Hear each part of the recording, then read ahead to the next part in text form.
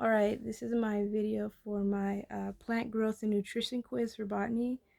And yeah, here's my first question. Given what you've learned about plant growth, compare and contrast the following terms. Alright, I'm going to start from the bottom. So, or the ones that I just memorized. So, there's positive tropism and negative tropism. Positive tropism is growth towards the stimulus, so like growth towards the sun or like towards gravity.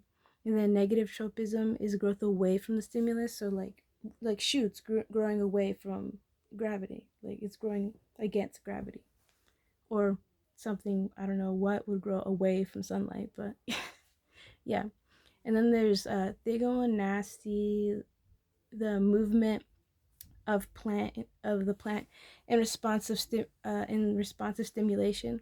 Doesn't move away or towards that stimulus. It's kind of like the Venus flytrap. You touch it and it doesn't really move towards your finger. It doesn't really move away from your finger. And then there's thigmomorphogenesis.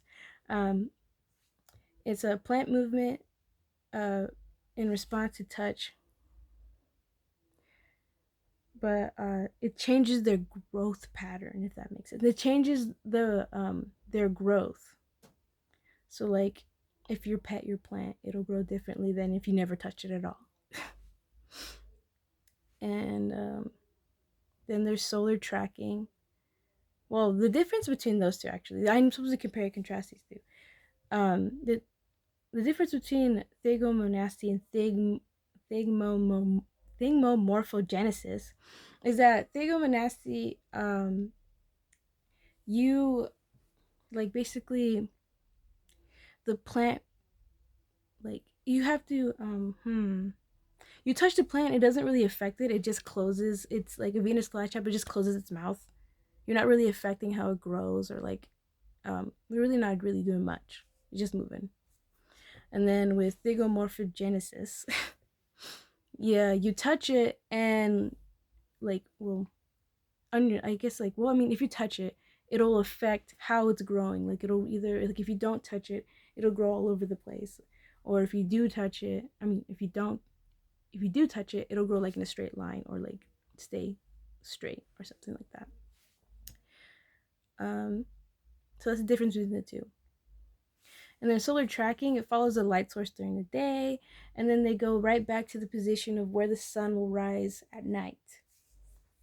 And then there's photoperiodism. Sun exposure affects flowering of plants. So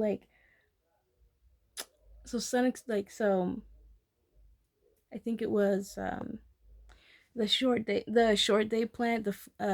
It'll flower when a period of darkness exceeds the critical night length. And then the long day plant, it flowers when a period of darkness is less than a critical night length. So, like, basically, depending on how long the days are, or how short or long the days are, and how long the nights are, that's it'll affect the flowering of plants. So with photoperiodism, it more has to do with like the exposure altogether of like sunlight. It doesn't really, and those plants don't really follow the sun. They just they don't follow the sun during the day and then reset at night. They kind of just the way that they rely on the sun is that the like with like sunlight exposure, it'll help. I mean, not help, but it basically controls when they bloom their flowers.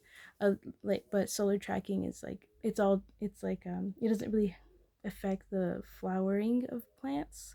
It's just the plant moving. It's like moving it along with the sun and then resetting back to the place where the sun will probably rise at night. So that's the difference between those two. And then question 2 was describe the nutrients that a plant needs in large quantities and small quantities for nutritional purposes.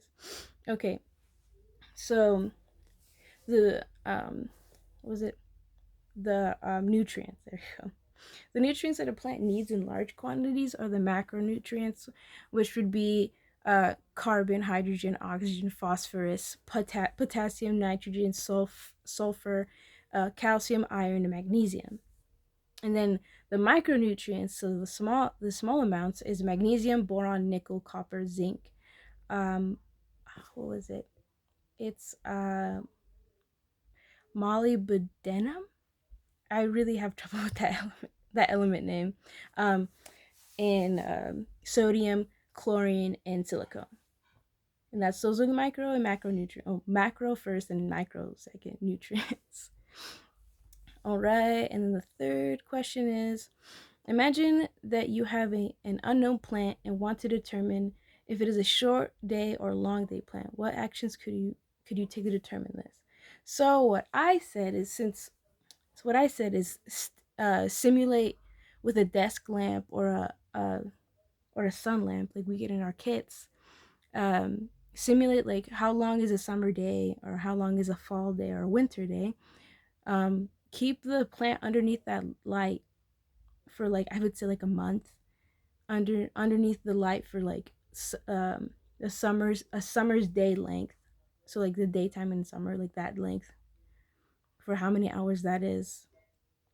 And then for um the same for winter and fall.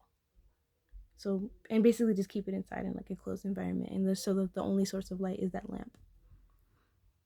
And that's what I have for question 3. And then for question 4, it says, as we have reiterated time and time again, light has a huge role in plant growth and development. Describe 3 growth patterns in plants that depend on light. Okay, so from the lecture, this is what I got. I got solar tracking, photoperiodism, and nyctinasty. And I've already defined solar tracking and photoperiodism. The only one I didn't define is nyctinasty. So during this is during the nighttime without sunlight. So in that, like, that's when the plants basically move in their sleep, and that depends on light because it only happens at night. It doesn't happen during the day. So yeah, those are my answers to all the questions, and everything I got is from the lecture. So yeah, thank you.